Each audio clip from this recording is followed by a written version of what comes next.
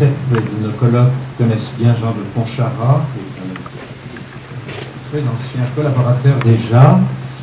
Sa spécialité, il travaille au commissariat à l'énergie atomique, c'est bien ça? Oui, en retraite depuis peu. Enfin, depuis peu, 2-3 ans. Et je dirais que je suis sur le front de la défense de la vie depuis l'arrivée en France après mai 68. Le pays était dévasté par la révolution de mai 68. Et au lieu de faire un gros, puisque ma candidature n'était pas arrivée, la poste ne marchant pas, j'ai fini en physique-chimie, en maths physique, diplôme en physique-chimie. Et j'ai fait une thèse en physique de l'état solide au commissariat à l'énergie atomique. Et j'ai travaillé dans ces labos de recherche pendant 40 ans. Alors, je vais faire l'exposé de façon orale et le technicien va arriver dans 10 minutes pour nous dépanner. Pouvez-vous baisser l'écho là? L'écho. Oui, vous m'entendrez moins bien.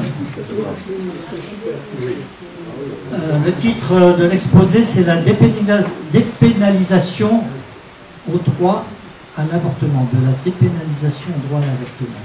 Alors, comme nous sommes dans un colloque qui parle du primat du vivant, nous allons maintenant examiner les conséquences du non-respect de ce primat, qui est un non-respect de la vie humaine.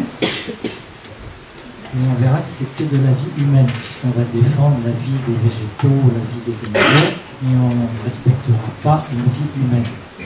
Et on va se poser la question de savoir comment, en quelques décennies, un acte criminel a-t-il pu devenir un droit? C'est l'histoire récente des 50 à 70 dernières années dans le monde. L'avortement était un crime pénalisé plus ou moins durement selon les pays. En France, il est passé de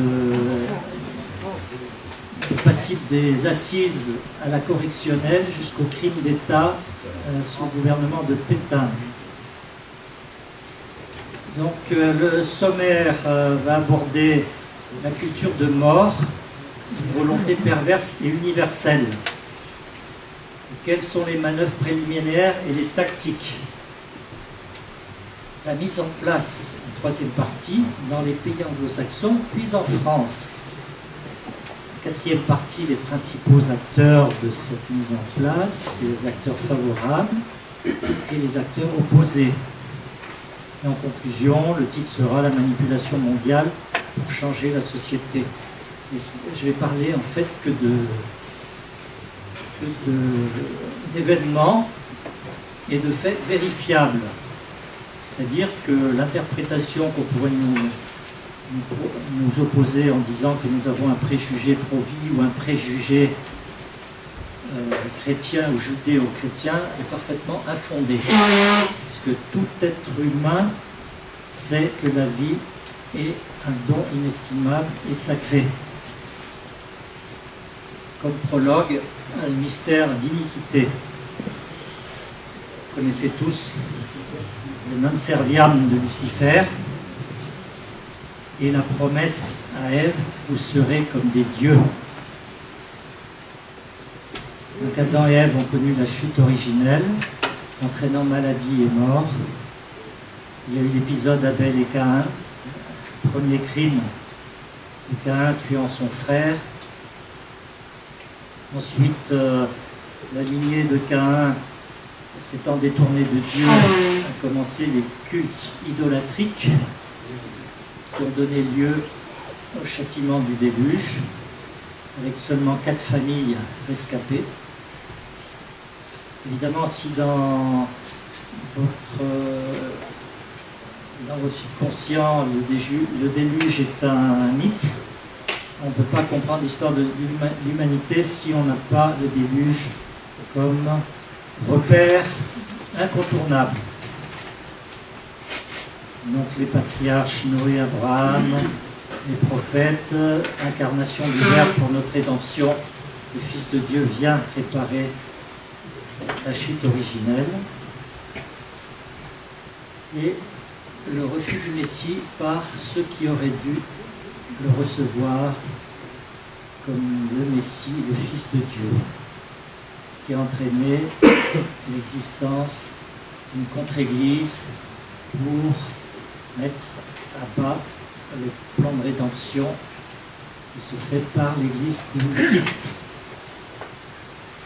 Donc cette contre-église, c'est le royaume du mensonge, puisqu'elle est inféodée à Lucifer et à ses démons, et en tant que fils du père du mensonge, ce sont des menteurs. Et cette conspiration acharnée contre la vérité s'est déroulée ces 2000 dernières années d'une façon, je dirais, d'une ténacité incroyable, qui ne peut s'expliquer que par des intelligences surnaturelles. Et le déclin actuel que nous connaissons dans l'Église catholique montre que cet acharnement a commencé à payer. Et le Christ nous avait prévenu de la grande apostasie et de l'arrivée de l'homme de perdition. Et que les hommes adorent Satan pour la damnation éternelle de leurs âmes. Satan veut détruire la création et le plan de Dieu sur chaque homme. Il veut détruire l'Église, instrument de notre rédemption. Donc c'est le résumé de ce que je viens de dire.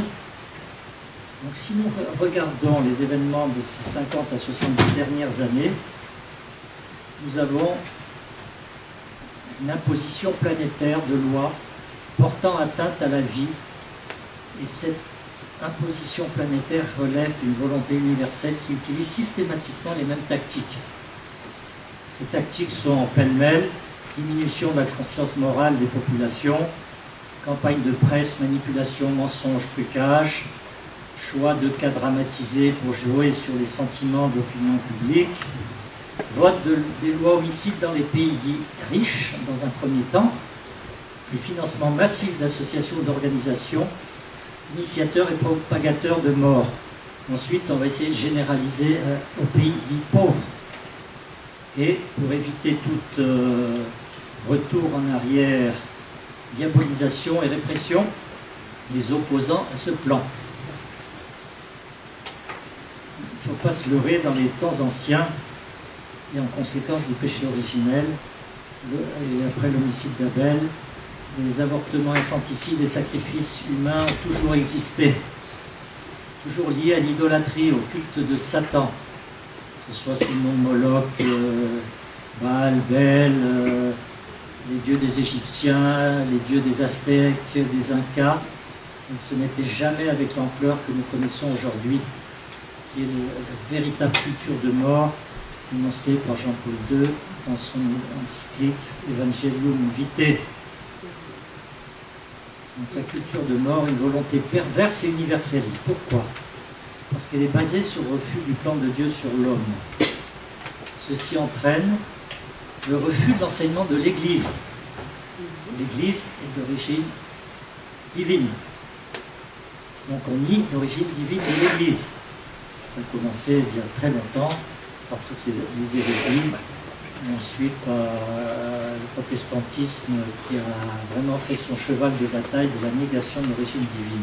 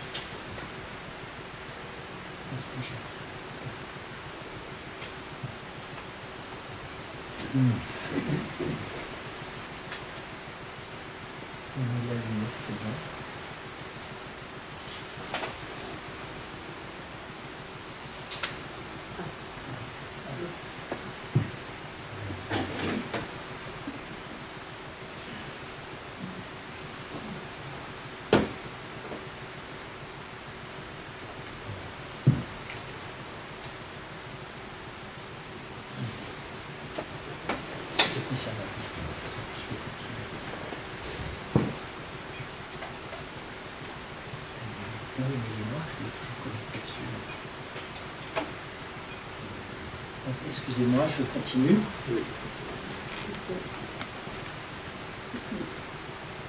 La conséquence du refus du plan de Dieu sur l'homme entraîne donc le refus de l'enseignement de l'Église et la propagation du mal dans toutes les sociétés.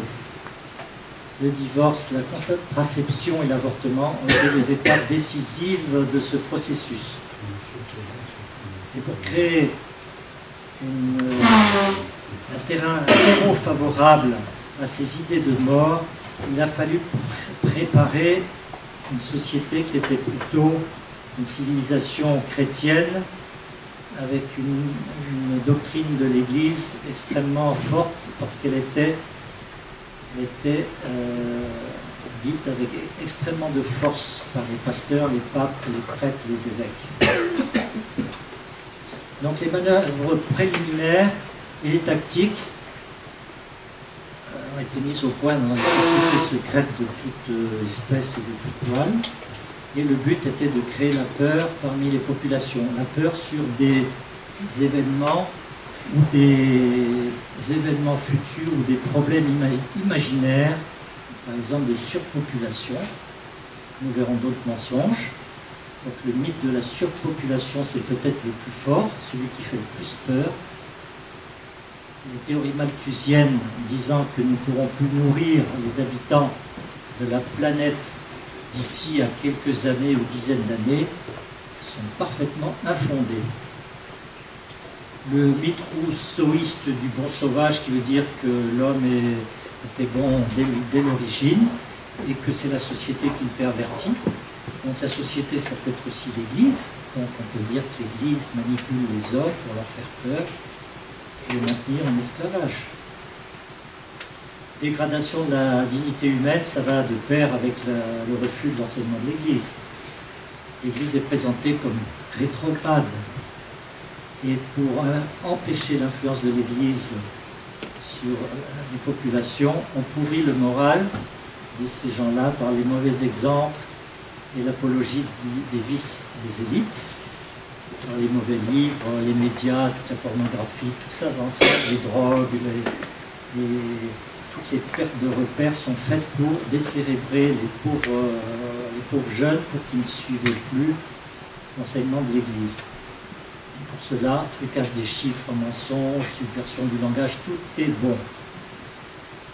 Donc, dans les temps modernes, nous avons vu l'influence des Lumières, la Révolution française, qui était un grand coup pour justement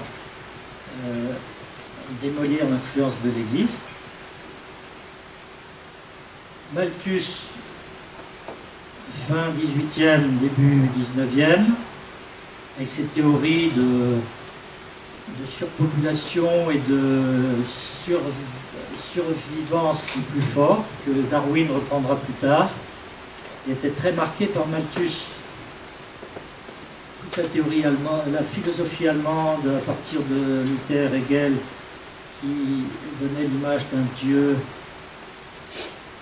responsable du bien, aussi responsable du mal. Ensuite, après, ceux qui ont tiré parti des théories de Darwin, les théories de l'évolution de Malthus, ont fait une espèce de synthèse, comme le cousin de Darwin, Galton, qui a inventé l'eugénisme et la purification des races dans les sélections, éventuellement l'élimination des faibles, qui est l'origine des méthodes nazies des années 33 à 45, et dont Margaret Sanger, fondatrice du planning familial aux États-Unis, qui était la cheville ouvrière d'un féminisme radical et agressif pour essayer de développer la contraception et l'avortement partout sur la planète, avec des financements qu'elle obtenait sans mal de tous les clubs eugénistes et des sociétés secrètes américaines. Et sa consoeur Maria Stopes qui fit la même chose en Angleterre. Et en France, la cheville ouvrière, c'était sans contestation possible le professeur Pierre Simon, le docteur Pierre Simon, qui a sévi des années des années 40 et quelques, à la fin de la guerre jusqu'à 2008, date de sa mort. Donc si nous regardons la relation qu'il y a entre Malthus, Darwin et Rousseau, on voit qu'on a les concepts de survie du plus fort, conditionnement de la société, instincts animaux qui sont relevés au niveau de spiritualité alors que c'est un comportement. L'homme, d'après Darwin, était supérieur à la femme, d'où ce féminisme qui voulait à tout prix que la femme arrive au niveau de l'homme, que ce soit dans son comportement ou sa sexualité, même dans son physique. Et ce féminisme était imbu des idées darwiniennes parce qu'il considérait carrément d'abord que la race blanche était supérieure. Donc il fallait des programmes de réduction des naissances chez les hispaniques, les noirs, les pauvres, considérés comme pauvres parce qu'il y avait une faiblesse génétique qui induisait cette pauvreté. C'est toutes les théories de Galton. Et cet eugénisme aux États-Unis a été d'une influence incroyable au début du XXe siècle, bien avant que Hitler envoie ses conseillers médicaux voir Margaret Sanger pour savoir comment mettre sur pied en Allemagne un plan de purification de la race. Donc, si vous cherchez l'origine du nazisme, vous le trouverez dans les théories de l'évolution de Darwin et dans l'eugénisme américain du début du XXe siècle. Donc le but de ce féminisme, c'est le gommage des différences. Donc il faut supprimer chez la femme tout ce qui est considéré comme une faiblesse. La gestation, c'est une faiblesse. L'allaitement, c'est une faiblesse. Et elle veut avoir une sexualité de type masculine, c'est-à-dire de ne pas être soumise à un cycle de fécondité et d'avoir une sexualité comme l'homme. Et la sexualité à l'époque de l'homme, c'était plutôt du bas étage. Donc les liens entre Darwin et l'avortement, c'est les idées à la source des erreurs. C'est d'abord la vie provient de la matière inerte. C'est le principal problème qu'on a évoqué ce matin dans les conférences antérieures. C'est la négation du surnaturel. Et l'homme descendant de l'animal, ça justifie toutes les passions et instincts, ça justifie tous les comportements qui viennent de l'animal. Parce qu'en quelque sorte, nous ne sommes que des animaux avec un cerveau un peu plus développé qu'il s'est développé avec l'évolution. Donc on nie l'esprit, on nie l'âme, on nie tout le surnaturel. Et pour ces évolutionnistes eugénistes, la reproduction sexuée est un résultat de l'évolution. Et comme l'évolution va vers la perfection, cet état est déficient, imparfait. Et cet état est à supprimer par les progrès scientifiques. Donc, sélection embryonnaire pour essayer d'avoir une amélioration du patrimoine génétique. L'utérus artificiel pour décharger la femme de ces abominables 9 mois qui l'obligent à attendre ou à accepter un enfant soi-disant non désiré. Et cette recherche de l'homme parfait doit déboucher dans l'homme immortel. Le docteur Jean-Pierre Dickès avait écrit un livre justement sur cette folie de vouloir l'immortalité de l'homme par le progrès biologique et le progrès de la médecine. Et pour vous donner la citation de Darwin, il dit « L'homme est plus évolué que la femme à cause de sa faiblesse physique, à cause de la gestation, à cause de l'allaitement. » Et c'est dans son livre « The Descent of Man, The Selection in Relation to Sex ». Donc sélection, la descendance de l'homme, sélection par la reproduction.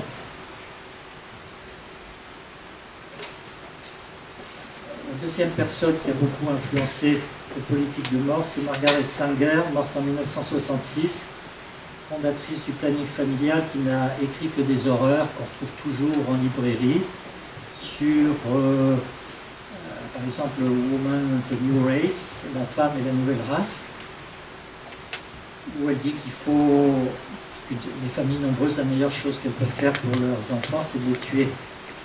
Et les bataillons de bébés non désirés est la cause des guerres. Donc les guerres, mesdames et messieurs, ce sont les enfants non désirés. Ce n'est pas des manipulations financières ou des buts géopolitiques, c'est les enfants non désirés.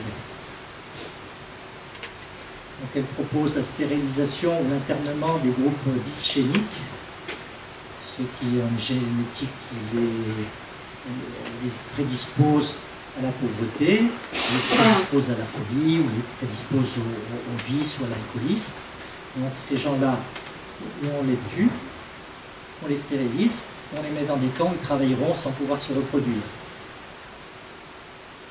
Elle participe à la recherche et au financement de la mise au point de la pilule dans les années 50 par le professeur Pincus, qui reçut des millions de dollars du deuxième mari de Margaret Sanger, qui était un industriel de l'huile végétale et qui a financé toutes ces manœuvres.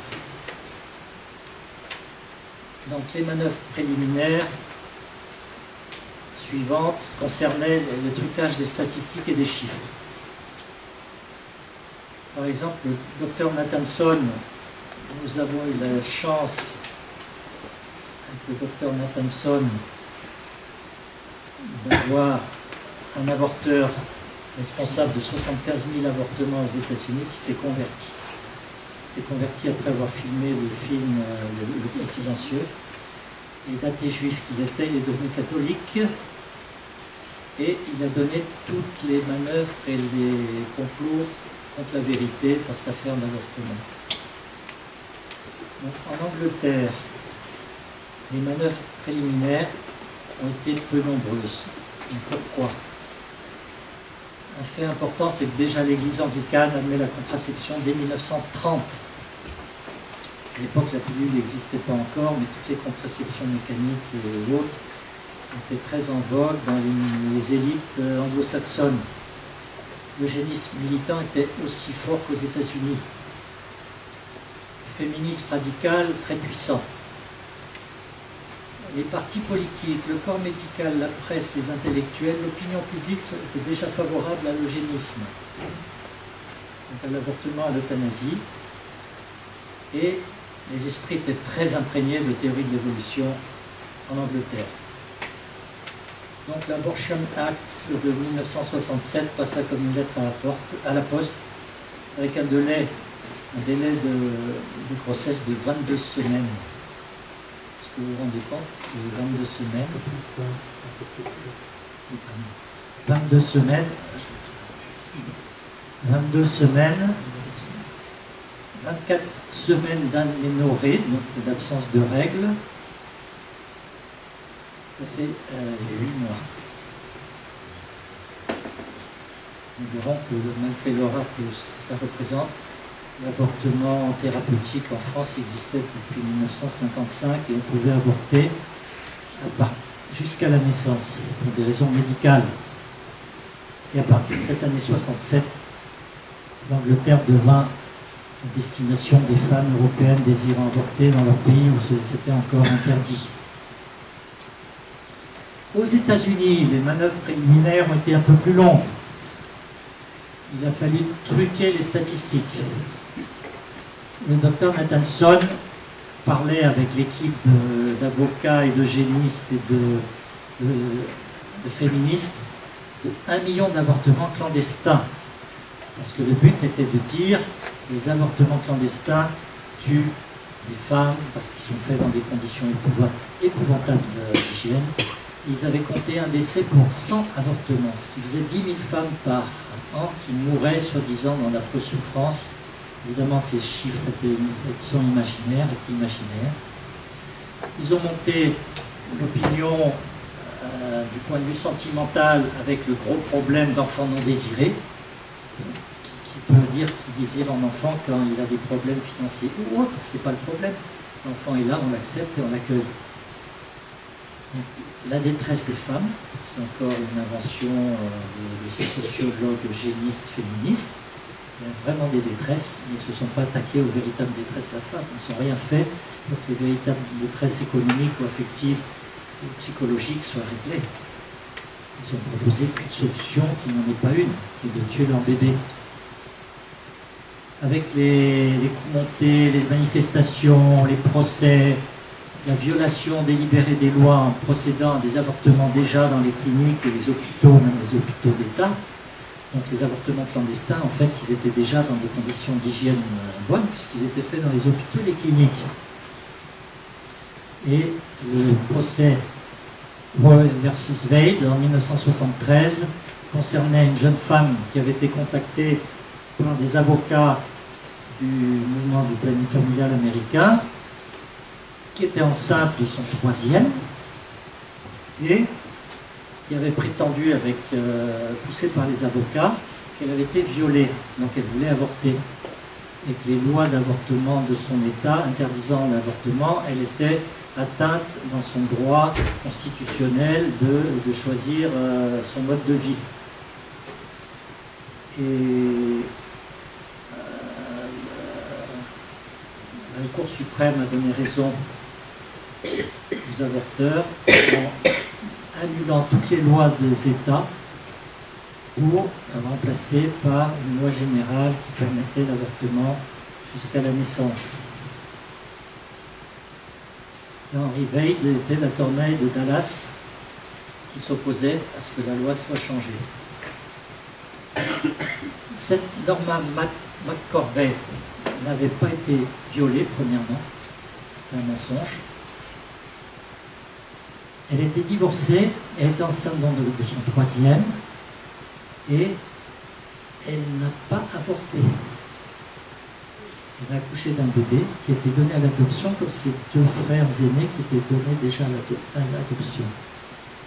Et convertie grâce au mouvement pro-vie américain, les manifestations devant les avortoirs, elle a été retournée. Et dans les années 90, elle demanda à la Cour suprême, elle s'est convertie dans les années 90, en 2005, elle demanda à la Cour suprême de revoir le procès initial basé sur des faux témoignages. La révision du procès a été refusée. Donc vous voyez bien qu'il y a une volonté délibérée, que ça concerne les gouvernements, le pouvoir judiciaire, et quand on voit qu'un procès a donné une loi générale d'avortement et que ce procès étant basé sur des faux témoignages, il aurait dû être annulé. Mais les juges n'ont pas voulu réviser le procès. Qu'est-ce qui s'est passé en France? Avec ce bon exemple des États-Unis, les mouvements français favorables à l'avortement et financés par le planning familial américain ont sorti des faux chiffres. Mais là, c'est du bouquet. Je donnerai le tableau tout à l'heure si ça marche, si le technicien arrive à temps. Ces faux chiffres ont été calqués sur des chiffres américains, sans tenir compte du fait quand même incontestable que la population américaine est 5 fois supérieure à la population française. Et ça ne fait rien qu'à un moment, si vous mentez énormément, c'est presque plus plausible que si vous mentez un tout petit peu. Donne les chiffres. Je vais le donner ensuite. Donc, ça n'a pas manqué. Le lobbying a proposé des lois d'abrogation de la loi 1920 qui interdisait la contraception et l'avortement. Il y a eu 11 propositions de loi entre 1956 et 1967. En 1971, le manifeste des 343, que Charlie Hebdo avait surnommé les 343 salopes. Pour faire dérision, pour montrer que c'est les anti-avortements qui les traitaient de salopes. Le procès de Bobigny,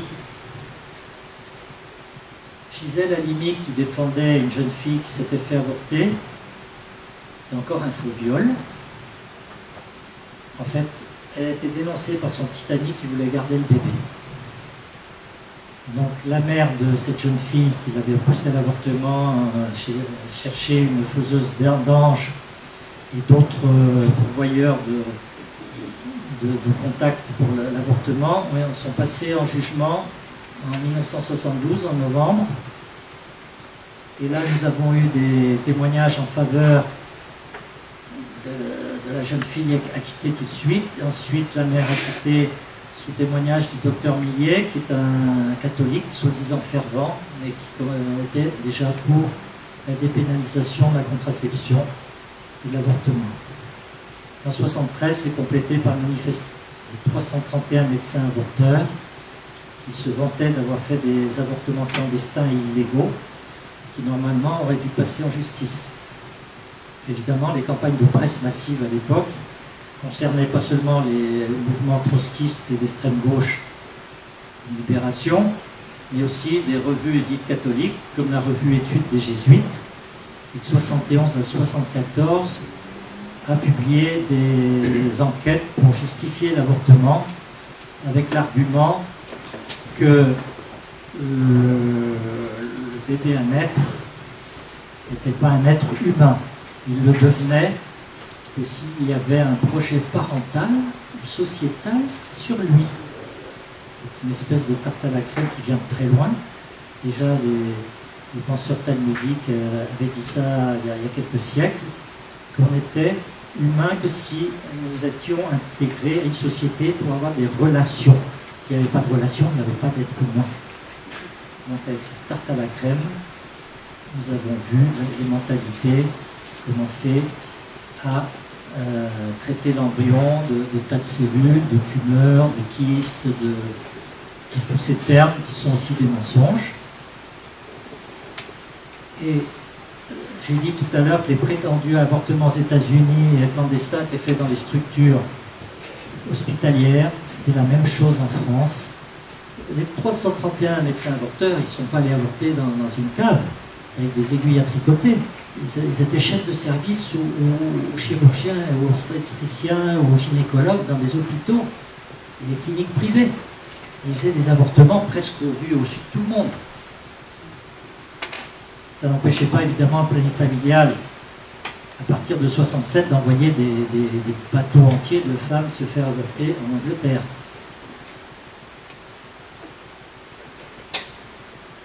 Et tout cela pour dramatiser la situation, pour dire, voyez, les femmes ne peuvent, il n'y a que les femmes riches qui peuvent aller avorter. Les femmes pauvres ne peuvent pas se payer le voyage en Angleterre.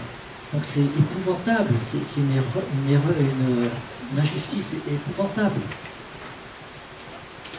Donc la dramatisation appelle au sentiment, appelle au triple, sans que le cerveau ait le temps de réfléchir et d'avoir un peu de sens critique sur les chiffres ou les allégations qu'on lui propose. Donc dans les chiffres, on a entendu avant la loi Neuwirth, pour la loi Veil, pour justifier la contraception d'abord, et ensuite l'avortement. Il y a eu le rapport de l'INED, donc l'Institut national des études démographiques, utilise des données statistiques fournies par l'INSEE. Et en 1966, elle a publié un rapport qui portait que sur l'année 63. Ce rapport arrivait à un chiffre de 250 000 avortements clandestins. C'est étonnant comment ils ont trouvé ce chiffre. Ils ont pris tous les décès pour causes gynécologiques en France. C'est l'année 63. Au lieu de prendre 5 années ou 10 années, qui aurait été un peu plus intelligent, ils ont pris l'année 63, il y avait 362 décès. Toutes causes confondues. C'est-à-dire des avortements clandestins, des fausses couches naturelles, spontanées, et tous les accidents d'anesthésie ou de septicémie pendant un accouchement. Toutes ces causes-là ont été attribuées aux avortements clandestins. En prenant un facteur de 1000 avortements donnaient un décès. On ne sait pas d'où sort ce chiffre, il est sorti du panier. Ils n'ont pas osé prendre le chiffre des États-Unis qui était un décès pour 100 avortements, parce que ça aurait donné 250 millions d'avortements par an. 362 millions d'avortements par an. Donc 3 millions, excusez-moi, 620 000 avortements. un avortement pour 100, un décès pour 100 avortements aurait donné un chiffre de 3 millions d'avortements clandestins. Les naissances étant d'à peu près 800 000 à l'époque, 850 000, ça n'a pas empêché le manifeste des 343, je ne dis pas salope pour ne pas être mal poli, en 71 annonçait 1 million d'avortements clandestins. Ils ont pris les chiffres américains, et ils ont dit qu'en France c'était la même chose. Et 10 000 décès, les mêmes chiffres que les Américains. L'absurdité saute aux yeux. C'est d'ailleurs pour ça que les défenseurs de la vie ont peu réagi à ces chiffres, parce qu'ils étaient tellement absurdes qu'ils pensaient que c'était même pas la peine de les réfuter. Et ces chiffres ont été repris par la presse de gauche et la presse bourgeoise pour dire que c'était épouvantable, 10 000 femmes qui mouraient par an. D'ailleurs, on ne les voyait pas, les pompes funèbres ne voyaient pas 10 000 femmes de plus jeunes, toutes jeunes, mourir comme ça, 10 000 par an, ça se voit. Le planning familial en 71, même chose, même chiffre. La Ligue des droits de l'homme a baissé un petit peu en 73 parce qu'ils commençaient à dire que les gens commençaient pas, ne croyaient pas aux millions, ils ont dit 800 000. 800 000 et le décès de femmes, des milliers, sont précisés. Des milliers, ça peut être 9 999. Simone Veil, en 1974, avant sa loi, avait pris d'abord 400 000 avortements, des milliers de décès, ensuite au débat de la Chambre, juste avant le vote de la loi, 250 000, c'est-à-dire le chiffre de l'INED, corrigé. On avait vu que c'était un peu fort, les 360 000, on était baissé à 250 000. Et 6 mois après la loi, interviewée, elle avait dit qu'avant la loi, il y avait 350 000 avortements clandestins. Le but était de prouver que les avortements, grâce à la loi, avaient baissé. Parce qu'elle voulait à tout prix que la loi permette d'éradiquer les avortements clandestins. On va voir qu'en réalité, les avortements clandestins étaient en dessous de 50 000 par an, et encore, c'est déjà un chiffre très élevé. Une fourchette d'estimation très élevée. La revue Études, le brave jésuite Bruno Ribes, annonçait 400 000 avortements clandestins, toujours des milliers de morts.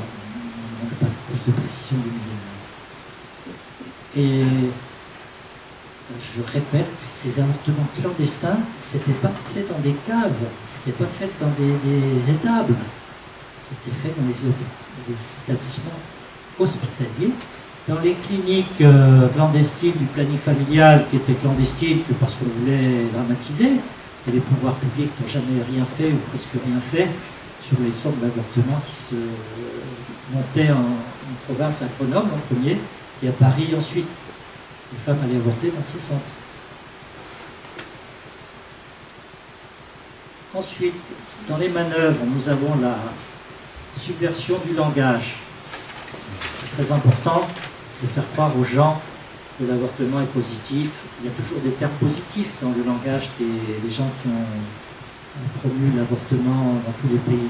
Il y a toujours quelque chose, vous trouvez toujours IVG, c'est volontaire. Donc c'est volontaire, c'est quelque chose de bien, en général.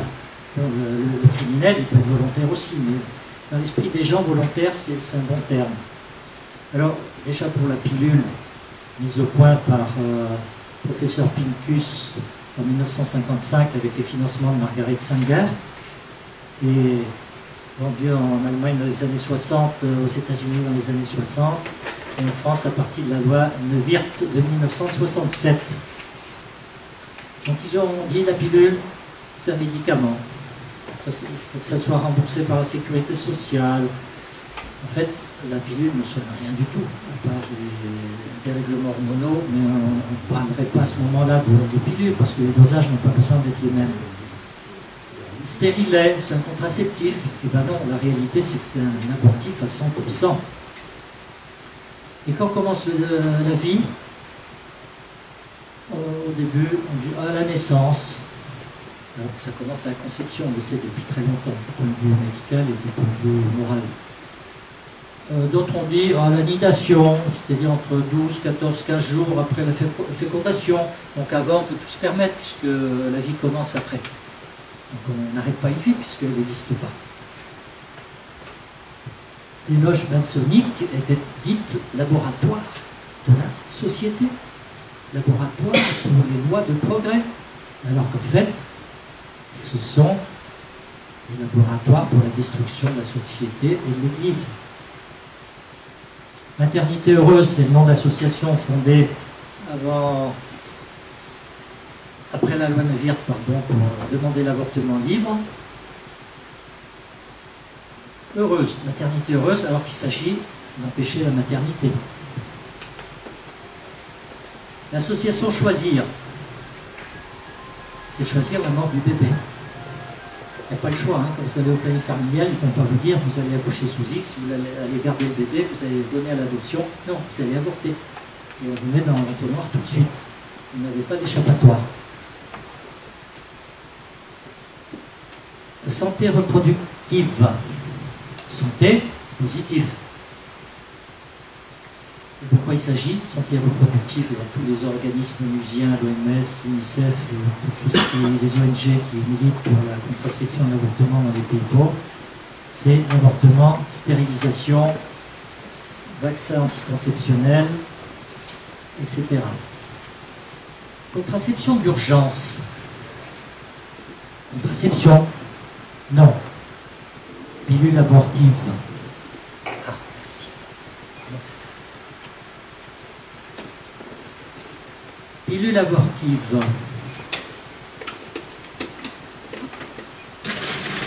Le docteur Simon est qualifié de militant pour la vie. Toujours une connotation positive. Lucien Neuwirth, donc le rapporteur de la loi, franc-maçon, gaulliste, écrit un livre qui s'appelle « Que la vie soit ». Pour moi, c'est un blasphème parce que c'est que la lumière soit, que la vie soit, alors qu'il s'agit d'empêcher la vie. Donc c'est un plagiat des termes bibliques pour que le public soit imprégné d'idées positives vis-à-vis de l'avortement et de la contraception. Docteur Simon, Pierre Simon, de la vie avant toute chose, alors qu'il montre toutes ces magouilles et manœuvres pour imposer la contraception et l'avortement en France. Donc, tout cela a préparé l'opinion publique avec un grand tapage médiatique des organisations, de la presse gauchiste, de la presse bourgeoise, pour qu'à partir des lois de 1920, 1923 et 1941, qui réprimaient toute la contraception et l'avortement, en 1951, le professeur Simon et Charles Hernu fondaient le club des Jacobins, qui était leur laboratoire justement de la société pour imposer ces lois épouvantables.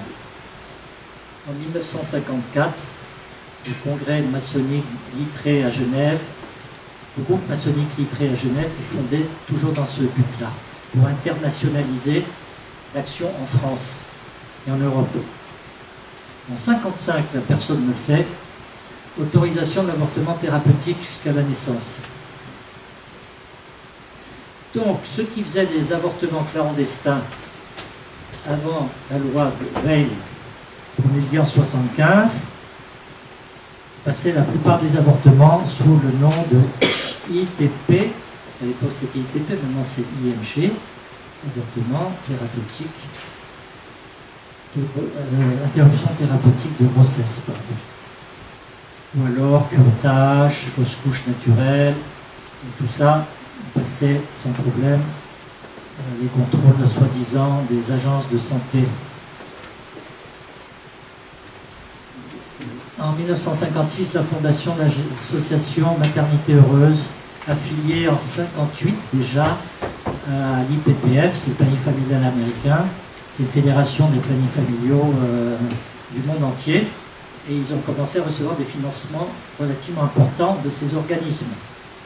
En 1957, réaction de l'épiscopat français qui condamne la contraception artificielle.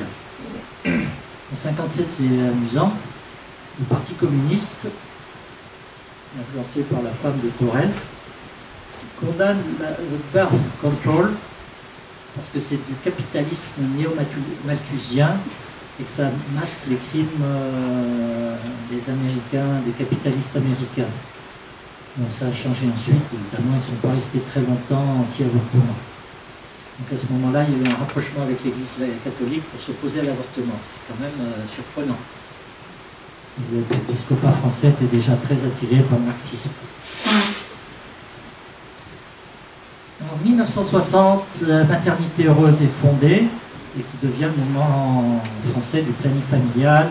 Fondateur, professeur Simon, Richard Dupuis, Daniel Meyer, c'est des formations, et ils sont ou à la Ligue des droits de l'homme, ou à la Ligue Pensée, ou dans des organismes, des clubs genre le club des Jacobins.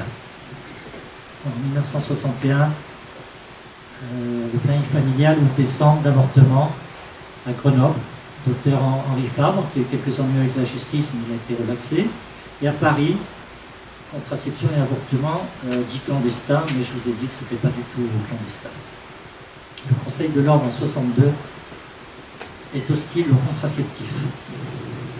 En 1963, les mouvements de planning familial et le docteur Pierre Simon vont chercher à l'étranger des contraceptifs et des stérilets qui sont interdits d'importation en France.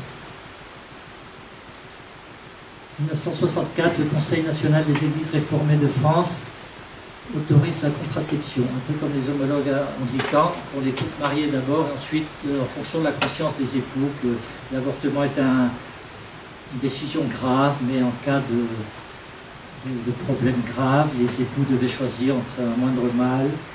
Donc on avait le relativisme qui s'introduisait dans les églises protestantes. La loi est votée en 1967. Le club de Rome est fondé en 1968. Ce sont des néo-malthusiens promoteurs du mythe de la surpopulation et donc favorables à toutes les opérations de culture de mort. Et c'est un membre du club de Rome qui a participé à une partie de la rédaction de l'encyclique Laudato Si sur les questions de réchauffement climatique. C'est Schnellhuber, un Allemand, qui écrit que la surpopulation est telle qu'il faudra revenir sur Terre à 1 milliard d'habitants, ce qui veut dire qu'il faut en liquider 5. Et après, il va participer à la rédaction d'une encyclique. En 68, juste après la fondation du Club de Rome, ça n'a aucun lien, la révolution de 68. 68 aussi, juillet, l'encyclique Humanae Vitae. Le pape Paul VI a tellement consulté d'avis qu'il a retardé d'au moins 1 an et demi à 2 ans la publication de l'encyclique. Donc elle aurait dû être publiée en 66, avant la loi de Wirth. Et à sa grande surprise, il a vu qu'à l'Académie pontificale des sciences, à part le professeur Lejeune, tous étaient favorables à la contraception et à l'avortement dans certains cas. En novembre 68, note pastorale de l'épiscopat français sur l'encyclique Humanae Vitae, qui confirmait les dires du pape, mais ensuite donnait des cas un peu des jésuites, c'est finalement la conscience des époux qui devait trancher. Donc ça a relativisé la gravité de ce que disait l'Église dans la contraception et l'avortement, et beaucoup de catholiques sont tombés dans le panneau. Le MLF en France a été fondé en 1969, toujours les mêmes associations derrière, avec l'Association nationale d'études sur l'avortement qui s'appelle ANEA et qui avait parmi ses membres beaucoup de médecins catholiques. C'était une association pro-avortement. Fondation en 70 de laisser les vivre par le professeur Lejeune, le docteur Tremblay, etc. Le docteur Tremblay avait montré la connexion entre l'avortement et l'eugénisme, les fondations Rockefeller, Ford, Agnelli aux États-Unis, et tous ces financements extérieurs qui venaient en France. Création de l'association Choisir, donc Gisèle Halimi encore, Jean Rostand, Jacques Monod, pour contrer l'association Laissez-les vivre. Donc choisir, ça veut dire choisir la mort du bébé. C'est comme les pro-choice américains, catholiques soi-disant, Catholics for pro-choice, ça veut dire pro-avortement. Création de l'association... Non, pardon, je suis déjà... Manifeste des 343 salopes, en 71, j'en ai déjà parlé, c'est la chronologie que je suis là. Procès de Bobigny en 72. 73, très intéressant, juillet à novembre, l'Assemblée nationale a procédé à l'audition de plusieurs centaines d'intervenants pour et contre l'avortement. Donc, côté opposé à l'avortement, il y a eu des positions du cardinal Renard, du père Ekel et du chanoine Godillère qui ont défendu l'enseignement de l'Église. Mais les théologiens invités par le docteur Simon ont participé à la rédaction de la loi et ont témoigné devant l'Assemblée nationale que l'embryon n'était pas un être humain. Il s'agit du père Poyer, Roqueplo, quelques jeux, Simon et le père Oraison. Évidemment, le directeur de la revue Études écrivait dans la revue des Jésuites.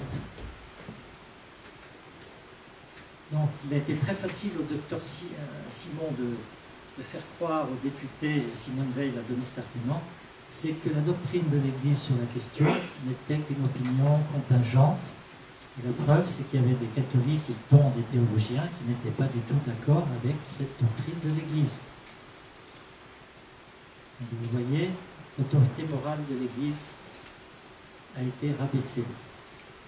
Elle a été mise au niveau de n'importe quelle opinion, n'importe qui dans la société, pro-avortement équivalent à quelqu'un ami du progrès, et les défenseurs de la vie étant des rétrogrades épouvantables.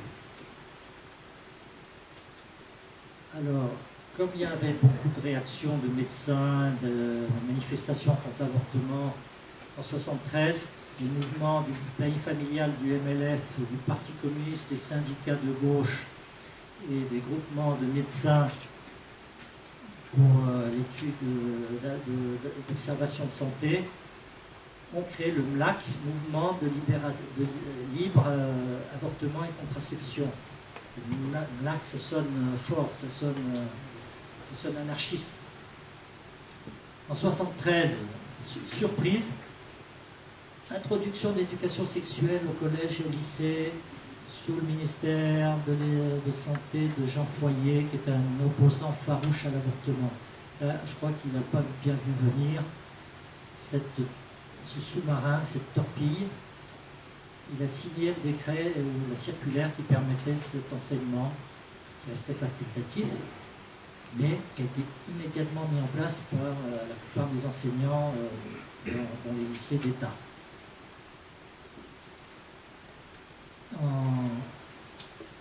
Le Premier ministre étant Mesmer.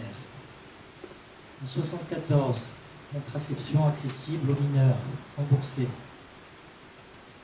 1974, encore déclaration de l'épiscopat contre l'avortement. Donc ils ont fait quand même leur boulot. Ils ont bien déclaré. Après, dans les faits, c'était peut-être un peu différent, mais du point de vue affirmation de la doctrine de l'Église, ils ont fait leur travail. En 1974, c'est en décembre, vote de la loi Veil, saisie du Conseil constitutionnel qui a délibéré en un temps record pour dire qu'il n'y avait aucun empêchement à ce que la loi soit promulguée, il n'y avait aucun empêchement du point de vue de la Constitution française. Et le 17 janvier, la loi est promulguée. L'Ordre des médecins fait un revirement, justement début 1975, en disant que finalement la loi est bien, il s'était un peu trompé, la loi était aussi aveugle de s'opposer à une loi aussi modérée qui affirme le droit à la vie, en disant que l'avortement est un cas extrême, en cas d'extrême détresse, et qu'il devrait devenir un cas exceptionnel pour faire baisser les avortements clandestins. Il était prévu de faire des centres d'accueil payés par l'État pour garder les jeunes filles en hébergement d'urgence, si vous voulez garder leur bébé jusqu'à l'accouchement. Ces centres n'ont jamais vu le jour.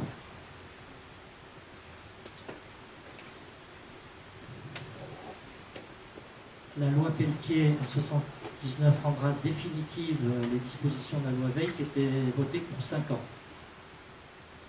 Donc la loi de 79, 5 ans après, jour pour jour, institue la loi Veil définitivement. En 1982, la conférence épiscopale française réunie à Londres condamne l'avortement et son remboursement. La loi Raudy, justement, juste après, décrète le remboursement de l'avortement par l'État. Et c'est là que l'association d'objection de conscience à toute participation à l'avortement de Michel Raoult a été créée pour essayer de faire un peu de bruit sur l'argent des contribuables utilisé pour tuer les bébés. Donc on retirait des impôts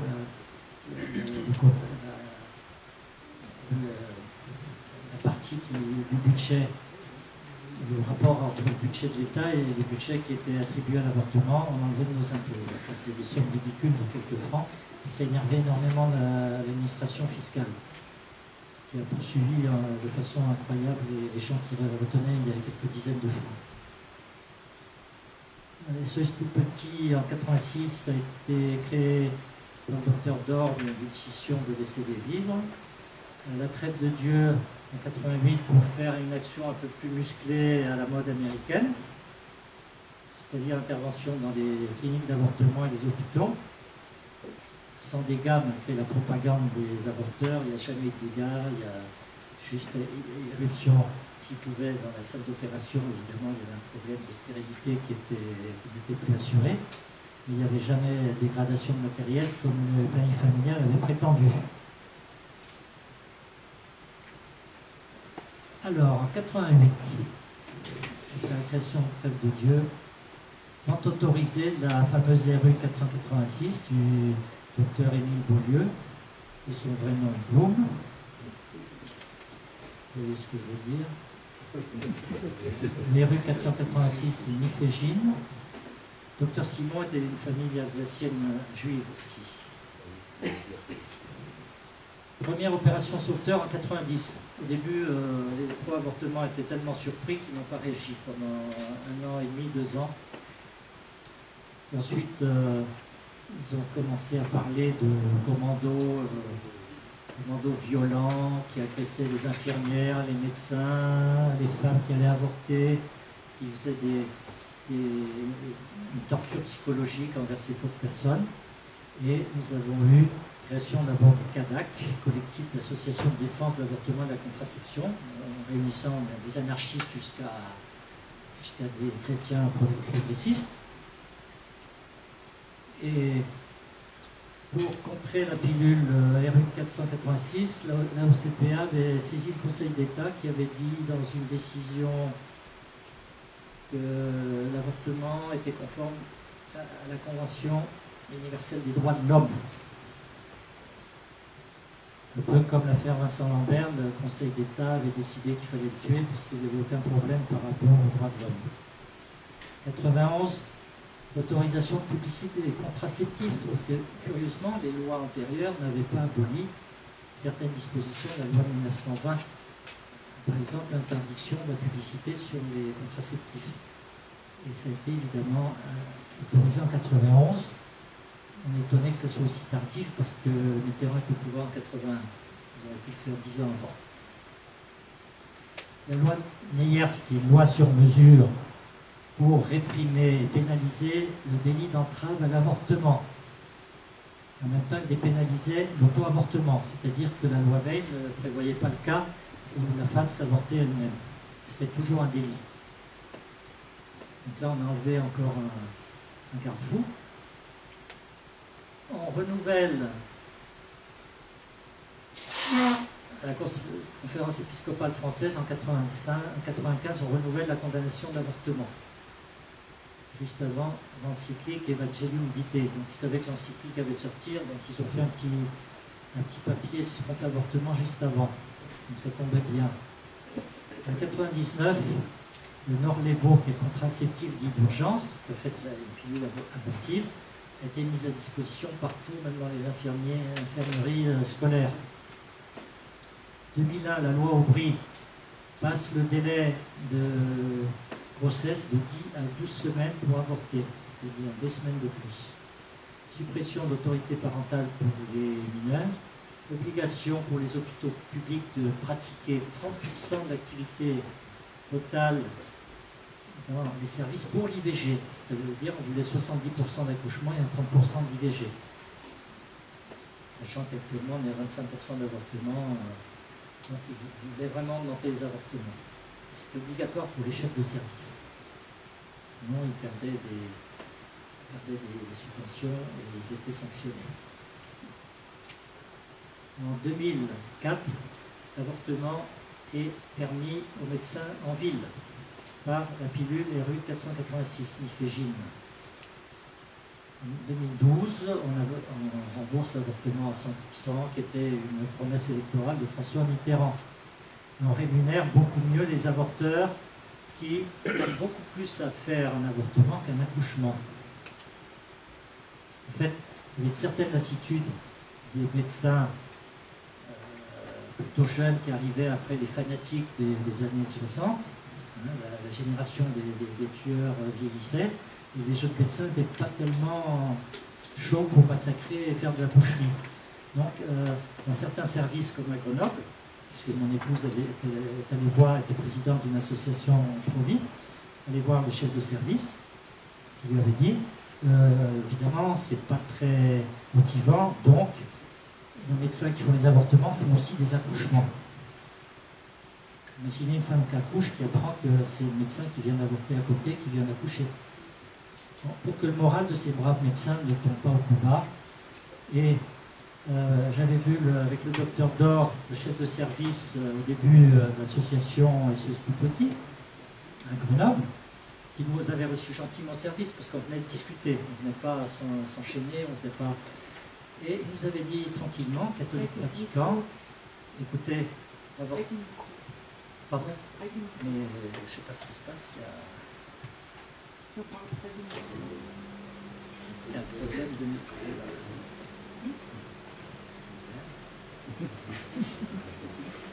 Et là, vous entendez mieux? Oui. Quand on a baissé les scores, ça coupe les micros, c'est ça le problème. Quand on a levé les scores. Alors, là, les micros marchent. Le professeur Bernard, catholique pratiquant, nous reçoit dans son service où il y avait 3 quarts d'infirmières et de gynécologues qui étaient des membres de l'extrême gauche, qui nous dit, puisque la loi est votée, ce qui est légal est moral.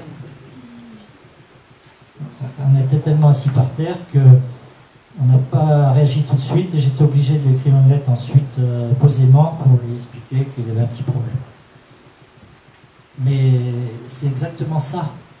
Les gens croient, ils sont tellement légalistes qu'ils croient que dès qu'une loi est votée, premièrement, on ne peut pas l'abolir, on ne peut pas l'abroger, et ça redonne une morale qui dépasse la morale de l'Église catholique. Et c'est ce que disait Chirac, les lois de la République priment la loi morale. Et nous voyons l'inversion de sens.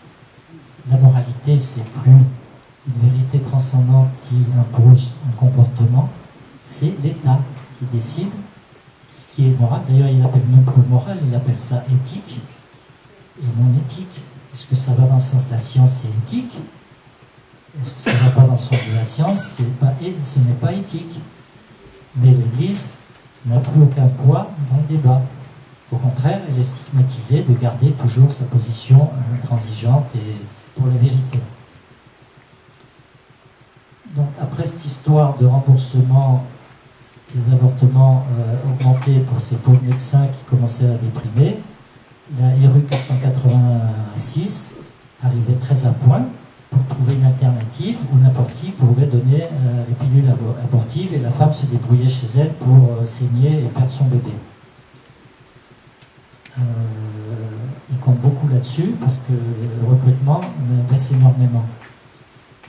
Alors, en 2014, il n'y a pas très longtemps, le 4 août, notre cher ministre de la Santé de l'époque, Najat Vallaud-Belkacem, supprime la notion de détresse, qui est insultant pour les femmes, et veut sanctionner toute non-information sur l'avortement. Avant, c'était le contraire, on n'avait pas le droit de faire la publicité pour l'avortement et la contraception. Là, c'est celui qui ne donne pas les moyens d'aller avorter qui sera sanctionné. Et 2015, nous allons un remboursement supérieur. L'avortement était remboursé à 100%. Et en 2015, c'est tous les actes périphériques pour un avortement qui sont remboursés à 100%. Tout ce qui est échographie, analyse sanguine, amniosynthèse, tout ce que vous voulez. Tout est remboursé. Donc, alors que pour un accouchement, ce n'est pas remboursé à 100%. Alors, juste la veille de la Saint-Michel, notre cher ministre de la Santé actuelle, Marisol Touraine, institue une journée internationale mondiale de l'avortement, du droit à l'avortement. Alors regardez l'orgueil un peu stupide de ces gens-là qui instituent en France une journée mondiale. Il faut dire qu'ils ont des appuis partout dans le monde. Mais une journée mondiale sans concertation mondiale, c'est d'une stupidité crasse. Ils se rendent même plus compte de leur orgueil infini. Journée mondiale du droit à l'avortement. Mais qu'est-ce que ça veut dire?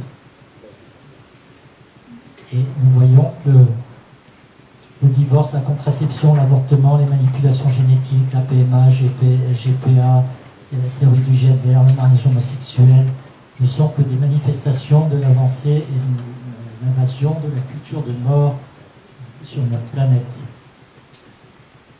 Je voulais vous faire un petit trombinoscope.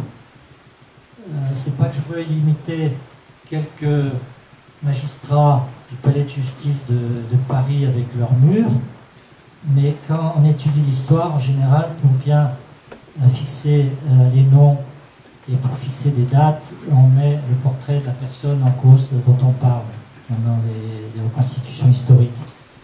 Donc vous aviez les principaux acteurs favorables à l'avortement, c'est libertin, athée, révolutionnaire, anarchiste, libertaire, malthusien, féministe, écologiste, tout ce que vous voulez de liste. Les financiers, les banques, les grandes entreprises, les médias, les sociétés secrètes, les sectes, non le New Age, le New Age est pro-avortement. Les clubs de toutes sortes, les clubs Rotary, le Lions Club, tous ces clubs où les catholiques se font embobiner, embrigader, sont des antichambres, des sociétés un peu plus hermétiques. Les églises protestantes, sauf exception, d'ailleurs une exception notable, c'est l'Irlande du Nord, l'avortement qu'en cas de viol et de danger de mort pour la mère. C'est très restrictif par rapport à la loi anglaise. Donc les Irlandaises du Nord vont en Angleterre et ainsi de suite. Les églises protestantes, sauf exception, anglicanes, les catholiques progressistes, ça c'est une grande douleur de voir que les catholiques progressistes ne sont pas plus formés et pas plus fermes sur cette question. Les organismes mondiaux, évidemment, depuis toutes, même l'UNICEF, participent aux campagnes de stérilisation et d'avortement dans des pays d'Afrique et d'Inde et de Chine. Les partis politiques, les administrations, les gouvernements. C'est-à-dire qu'il reste très peu de monde qui est opposé à l'avortement. Et ce n'est pas une question de nombre, c'est une question de défense de la vérité, de défense de la vie. Donc on a parmi les précurseurs la sainte laïque Margaret Sanger. On n'entend que des éloges aux États-Unis et on fait des commémorations sans arrêt sur ce nom-là. Son Julian Huxley, ancien président de l'UNICEF, eugéniste convaincu, évolutionniste convaincu, et fondateur de sociétés de protection des animaux, de WWF. On protège les animaux et on tue les bébés. Ça c'est systématique. Les partisans de la peine de mort Donc, les partisans de l'abolition de la peine de mort sont tous ou presque des partisans de la mise à mort du bébé dans le ventre de sa mère. Nous avons ensuite, j'en ai parlé déjà, Mary Stopes, qui a fondé des cliniques d'avortement en Angleterre, il y en avait des centaines.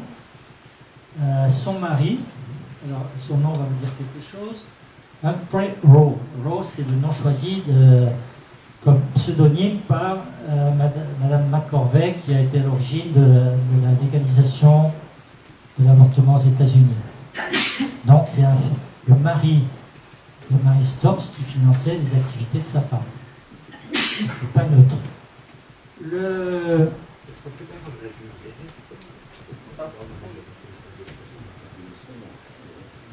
Oui, mais si j'allume, ça arrête le micro s'arrête. Donc c'est le problème. Ça fait rien, je vois assez. Oui, je vais accélérer. Le père de la pilule, qui en fait a récupéré des recherches de partout dans le monde, entre autres au Mexique, où un cactus a donné des hormones végétales qui permettaient la contraception. John Rockefeller Jr., qui a financé à fond toutes ces activités. Francis Crick, le soi-disant père de l'ADN, en fait il a repris des travaux antérieurs, qui avait fait ses études justement pour pouvoir sélectionner génétiquement les tarés et les éliminer par tri sélectif après amyosynthèse ou après analyse de l'ADN du bébé. Parmi les personnalités politiques et médicales, le docteur Nathanson, qui était favorable à l'avortement, c'est lui qui a été la cheville ouvrière d'installation de l'avortement aux États-Unis. Ensuite, tous les gouvernements successifs, les présidents, sauf peut-être les Bush, mais ils n'ont pas fait grand-chose quand même. Les Clinton, c'est épouvantable. Obama, c'est vraiment le totalitaire qui veut obliger l'Église catholique à participer à l'avortement. Et les financiers comme George Soros, qui finance les campagnes d'avortement dans le monde entier, comme Bill et Melinda Gates, qui ont dit qu'ils allaient dépenser 80% de leur fortune, c'est un des hommes les plus riches du monde, le couple le plus riche du monde, 80% de leur fortune à des actions humanitaires, entendez, propagation de la stérilisation, de l'avortement dans les pays qui ont une population trop élevée à leur goût. En France, nous avons le docteur Simon, conseiller de deux ministres de la Santé, de Robert Boulin, qui s'est fait assassiner en 1979. On en savait trop sur certains dossiers. Le docteur Simon a expliqué dans son livre de la vie avant toute chose tout le processus de manipulation de l'opinion en France. Tout y est. Il s'invente. Donc pour lui, ce qu'il a fait, c'est bien. Il fait partie de ces gens qui disent que le bien est mal et le mal est bien. Puisqu'il n'y a pas de vérité absolue, transcendante. La vérité, c'est ce qu'il dit lui. Et il y avait dans son équipe le professeur Maurice Caillet. Est-ce que quelqu'un connaît ce brave franc-maçon comme repenti, converti, lourd, qui figure maintenant dans les défenseurs de la vie et qui a confirmé ce que le professeur Simon avait expliqué dans son livre. Nous avons le professeur Étienne Beaulieu, alias Blum, qui a reçu des financements de l'IPPF et déjà de Margaret Sanger, alors qu'elle est morte en 1966. Au tout début de sa carrière, il avait déjà des connexions avec les États-Unis. Évidemment, Simone Veil, Chirac et Giscard et Mitterrand, et Neuwirth, franc-maçon bien connu. Côté haute personnalité un peu moins connue, le père Pouillet, malheureusement, un théologien qui a beaucoup fait pour que l'Assemblée nationale des députés catholiques vote pour la loi d'avortement. Gisèle Halimi et la sœur Van der Merch, qui dirigeait la revue Échange, qui a fait un peu comme la revue Études des Jésuites un plaidoyer pour les femmes qui devaient être libérées par l'avortement. Nous avons la docteure Lagroix Veil-Allais qui était dans tous les mouvements au départ, maternité heureuse, bailli familial, et elle a changé d'avis après la loi en voyant que la loi rendait la femme esclave de l'avortement. Elle était prise dans un entonnoir. Elle n'a pas cessé d'être féministe avec toutes ces idées fausses du féminisme, mais elle s'est rendue compte que la situation de la femme avait empiré avec l'avortement. Nous avons ensuite le professeur très catholique Paul Millier, médecin de la liberté, qui a participé à ces associations. Le docteur Jean Cohen, qui a écrit un livre, Un juif pas très catholique. Le professeur... non, c'est Minkowski, pardon. C'est Minkowski qui a écrit Un juif pas très catholique. Le professeur Jean Cohen, qui est avec le professeur Simon et Maurice Caillet, et tous les ministres de l'Éducation nationale, tous les ministres des gouvernements français. Parmi les défenseurs, nous avons évidemment l'Église catholique, les églises évangéliques, surtout américaines, l'Ordre des médecins jusqu'en 1975. Ensuite, ils ont tourné kazakh. Le Parti communiste a été opposé de 1956 à 1964. Vous voyez, ça n'a pas beaucoup duré. Il considérait que c'était l'affaiblissement de la classe ouvrière et couverture des crimes capitalistes. Les grandes associations comme Human Life International, comme on en a parlé ce matin, dont les défenseurs, évidemment, c'est l'Église catholique, les papes, Paul VI, le cardinal Renard, Mère Teresa, qui était très courageuse, qui est allée même voir Clinton, Giscard, Chirac, Mitterrand, pour leur dire que c'était un crime. Le pape Jean-Paul II avec son encyclique Evangelum Vitae, le député Jean Foyer, ancien ministre, le professeur Lejeune, le professeur Dor, Maurice Caillet qui est devenu un défenseur, et des fondateurs de l'association. Je ne citerai que Michel Raoult, assassiné à Nanterre en 2002, qui a été fondateur de la OCPA, qui est devenu Choisir la vie, qui organise la marche pour la vie à Paris en janvier. C'est sa fille qui a repris l'association. Donc en Europe, l'avortement s'est propagé à une vitesse grand V, avec des délais de grossesse allant de 10 semaines en Italie jusqu'à 22 semaines en Espagne, Grande-Bretagne, Pays-Bas, 18 semaines en Suède, et tous ces délais vont rallonger à la demande des associations pro avortement. Alors, et aujourd'hui, la loi santé, c'est un fourre-tout, vous savez, on met tout ce qu'on veut, il y a jusqu'au salaire des infirmiers, après c'est l'IVG, l'avortement. Il y a des projets qui veulent instaurer ce droit de façon officielle. Il y a déjà une journée du droit à l'avortement, mais ce n'est pas encore voté, donc on veut instaurer dans la loi un droit à l'avortement. Donc de dépénalisation, ça veut dire que l'avortement reste un crime, mais on ne poursuit plus les criminels, à un droit où ce n'est plus un crime. C'est un droit. Vous avez le droit de tuer votre bébé. Si on vous empêche, les gens s'opposent à votre liberté.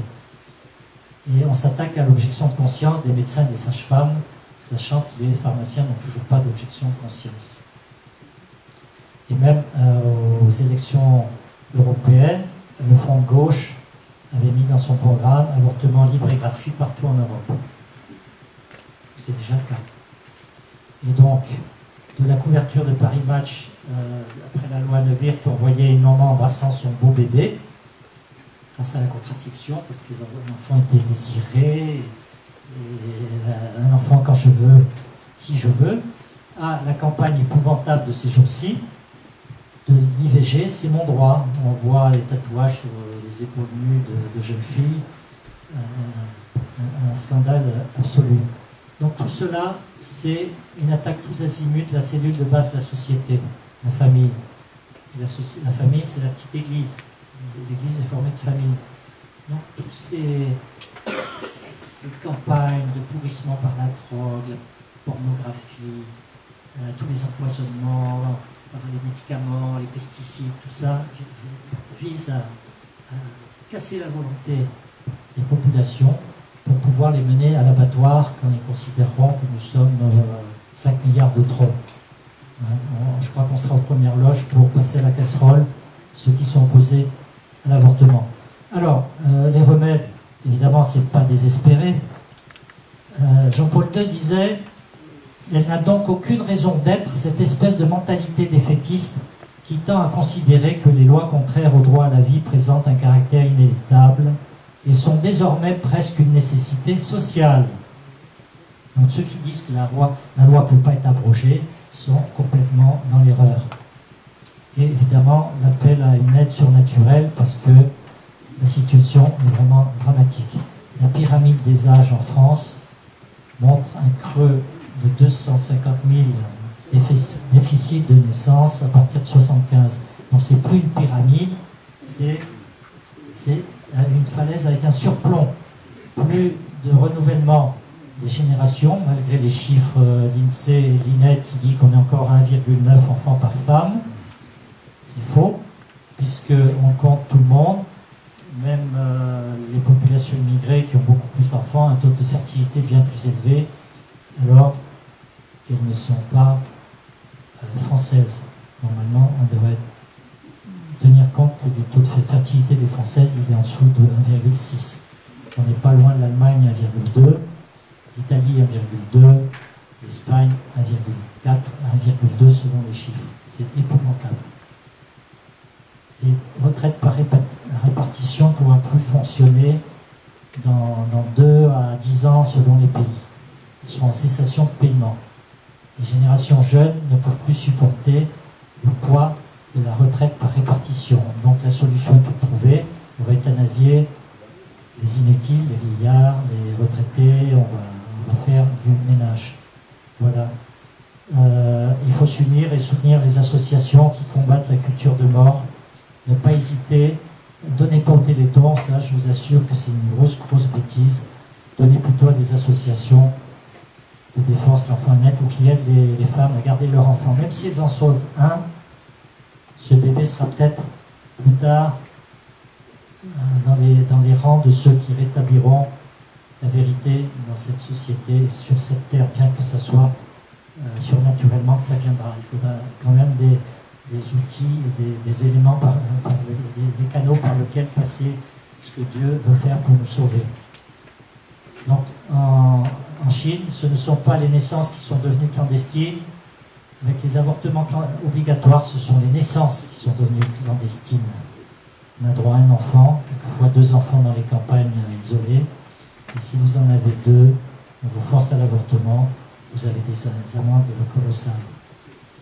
Donc en conclusion, la manipulation mondiale pour changer la société passe par la propagation planétaire de la culture de mort. Je vous remercie et désolé pour l'incident technique.